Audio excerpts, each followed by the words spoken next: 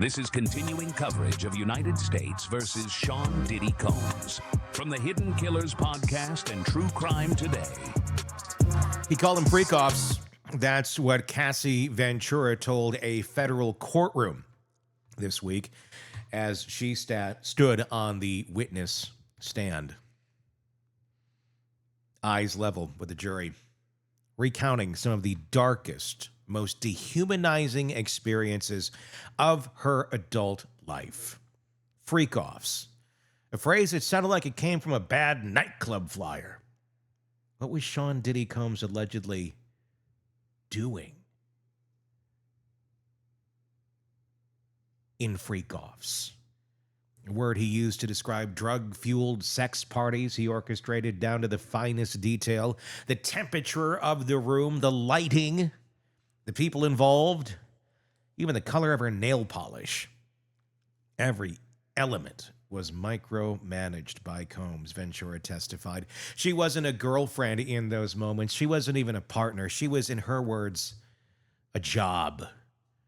That's how the third day of Combs' federal trial opened. No warm-up, no buffer, just Cassie, now 37, explaining how she became trapped inside a routine she says revolved entirely around Diddy's wants, his control, his appetites. These freak-offs allegedly took place in cities all over. Los Angeles, New York, Miami, even overseas. And they weren't spontaneous. They were choreographed. Combs, she said, would often record the encounters, storing away footage that she would later come to believe served as a threat. Leverage, something he could always use to shame or control her if she ever tried to leave.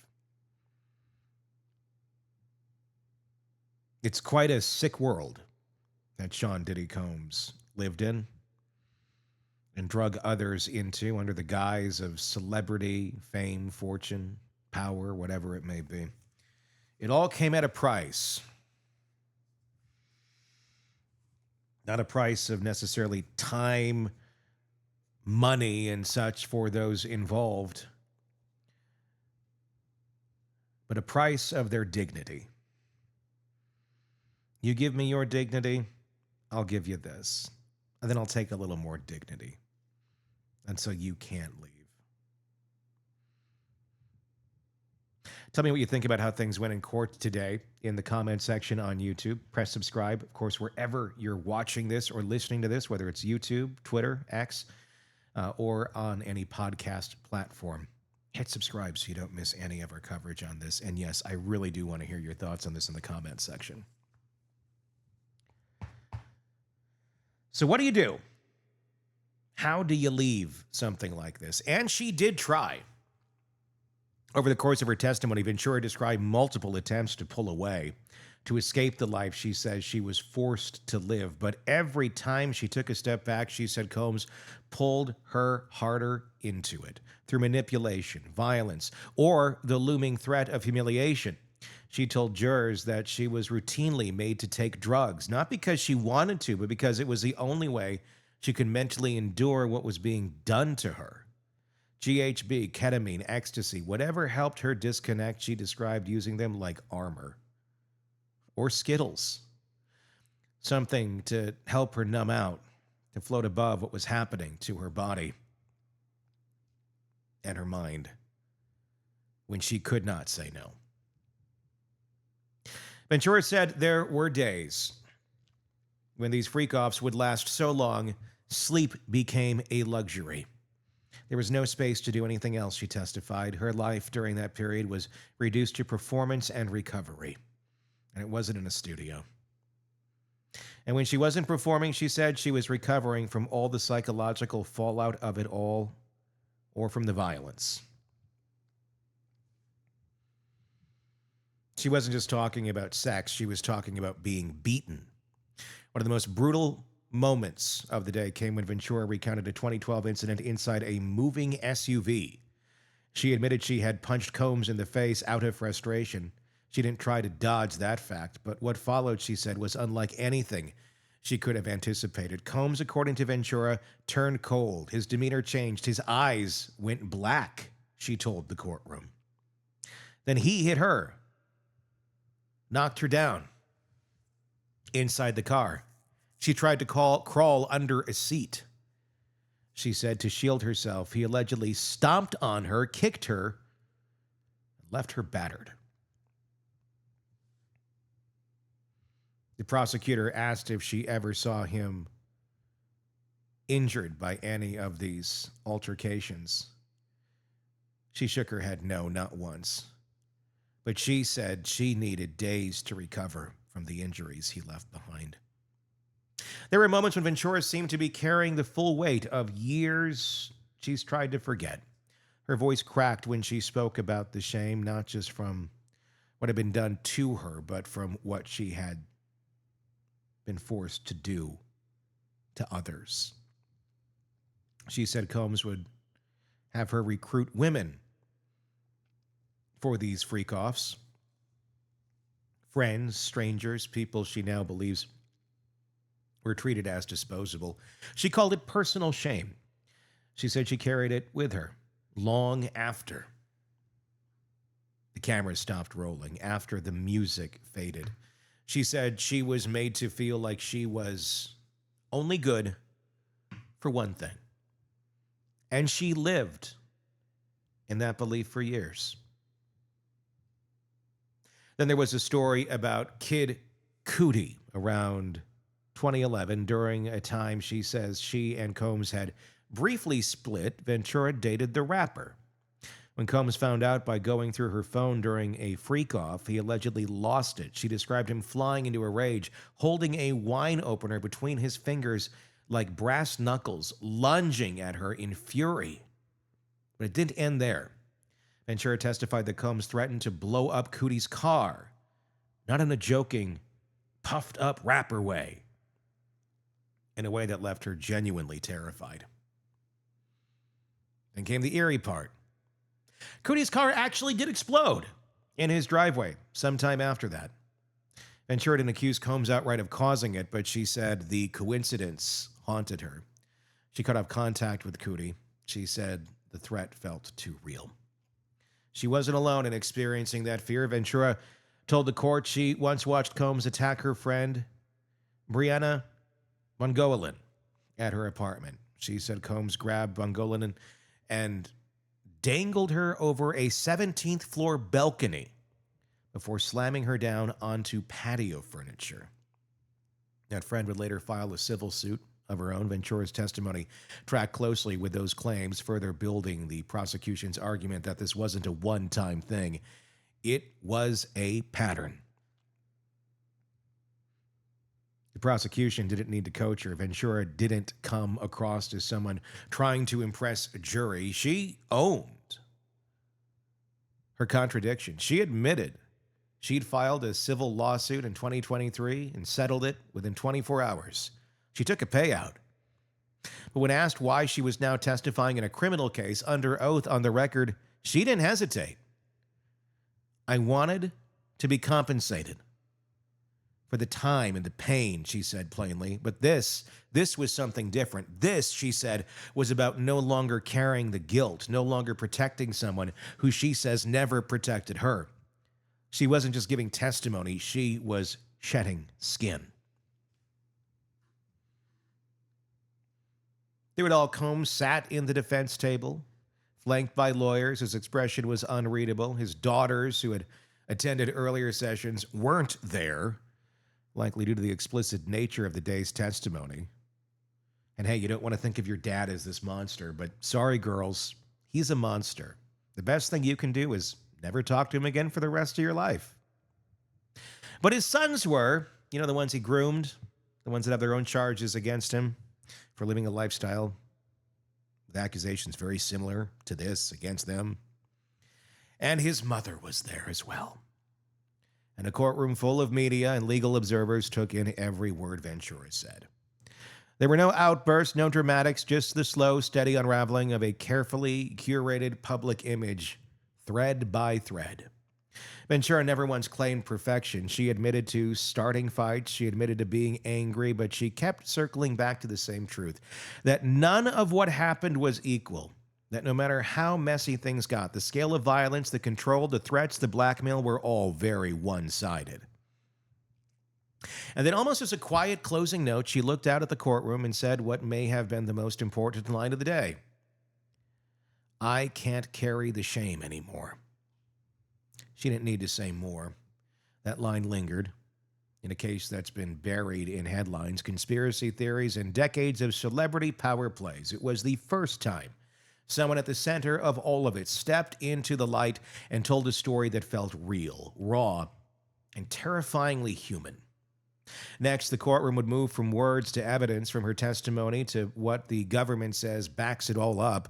But for now, the story stood on its own, complete, undeniable, and officially part of the record. There's a moment in every trial where the story shifts from the telling to the showing. Words become images, allegations become exhibits. And for the jurors sitting in that federal courtroom, May 14th was that moment. The day picked up where Cassie Ventura's testimony left off, except now it wasn't just her words being offered as evidence. It was photographs, videos, screenshots, visuals that prosecutors argued were the concrete footprint of everything she had just spent 2 days describing in painstaking detail. But this wasn't the kind of material that could be casually dropped into the courtroom slideshow. These were explicit sex tapes, graphic photos, materials that had to be handled like live wires, carefully, deliberately, and under strict procedural control. The judge, Aaron Submaranian, wasn't leaving anything to chance. Before jurors saw a single frame from any footage, the court recessed to figure out the logistics, not out of squeamishness, but out of necessity. The courtroom was packed, media, spectators, family, and what was about to be introduced wasn't just salacious, it was legally sensitive and deeply private. So the court paused, not to debate whether the material should be shown, but how. When proceedings resumed, it was clear the plan had been set. Screens were aligned, monitors positioned, and the public feed was cut. Jurors would view the images on personal screens placed in front of them. Everyone else in the room, reporters, spectators, even parts of the legal teams, were kept in the dark. Cassie Ventura remained on the stand as the exhibits came out. She was handed a sealed binder of printed screenshots and stills from the videos. Her role wasn't to explain the acts depicted in every detail, but to confirm authenticity. She identified herself in the images. She named others involved, some of whom the prosecution says will testify later under pseudonyms. One woman, referred to only as Mia, appeared in several stills Ventura confirmed had been taken at what she called freak-off events. Another figure, a man named Jules, appeared in images from more than one session. He, Ventura testified, was a male escort hired by Combs.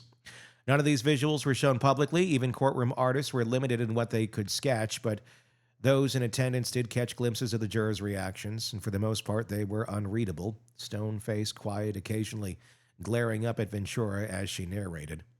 A few looked away after only a moment with certain images. Others stared longer. No one looked shocked. If anything, the vibe was one of grim acknowledgement. But the prosecution wasn't just interested in showing explicit content for shock value. They were laying groundwork. The photos and the screenshots weren't about titillation. They were about corroboration. Cassie had told the jury these events happened. Now the jury was seeing them for themselves, framed and frozen on screens that only they could view. The prosecution didn't stop with visuals. They moved to digital records, text messages exchanged between Ventura and Combs, extracted from her phone and laptop. In one string of texts from 2016, Combs expressed frustration about Ventura using ketamine before one of the sex parties. Quote, "We have to have a proper one with no K. I hate K," he texted, referring to ketamine. Ventura told the jury that ketamine made her inactive, not fully present, that it made her check out, and that Combs didn't like that. He wanted her participating, responsive, performing. Another thread took it a different tone, panic in it. Combs is seen pressing Ventura about a possible leak of a sex tape footage. He's urgent, demanding, telling her to find out who saw it, what the room looked like, what the guy resembled. "This is your life, and this is serious," he wrote. "Do not let him out of your sight. WTF." Ventura explained this was a common pattern. Combs would lose control over something, then go into crisis mode. The texts, she said, weren't about protecting her. They were about protecting him. And then came the legal pushback. Midway through testimony, Ventura began to describe how after particularly violent episodes, she would retreat, hide, and mentioned staying in hotel rooms just to avoid further attacks. That's when the defense objected. The objection wasn't loud or theatrical, but it was procedural. But it was telling.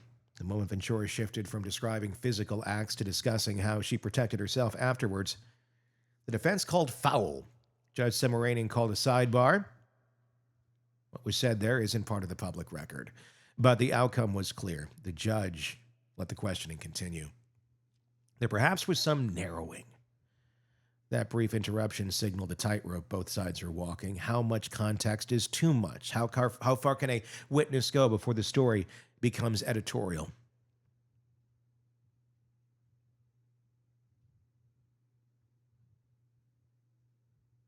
That's the question. The rest of the day unfolded with a sense of controlled tension. As more text messages were entered into evidence, jurors saw conversations that prosecutors argue reveal how deeply Combs controlled Ventura's environment. He had preferences, triggers, rules. There was even a text in which he asked her to change the music being played during one of the encounters. It wasn't about pleasure, it was about dominance, command. Throughout all of it, Combs sat quietly with his legal team. His demeanor was unchanged, focused, but hard to read. The defense attorneys huddled close during the video segment, speaking in whispers, occasionally glancing at monitors, shifting in their seats. One attorney was described as pulling on his fingers, an unconscious tic maybe, or just the stress of watching evidence you can't fully stop from being seen. It's worth noting who wasn't in the courtroom. Earlier in the trial, Combs' teenage daughters had attended. On this day, they, like I said, were not present, understandably so. What was being presented wasn't just about sex. It was about coercion, humiliation, control. Instead, his adult sons and his mother filled the row behind him, silent and unmoving. Now, the support team you want. When sex tapes of you forcing people to have sex with you and basically torturing them are played in court. The thing every mom looks forward to, and sons to look up to their dad. As the afternoon wore on, court watchers began wondering if the defense would get their shot at Ventura that day, but as the clock edged closer to 5, Judge Semeranian made the call. He adjourned for the day. The defense cross-examination of Ventura would have to wait until morning.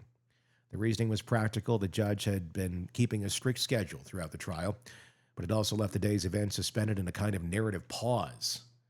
By the end of the day, the jury had seen the evidence that prosecutors argued backed up every corner of Ventura's story.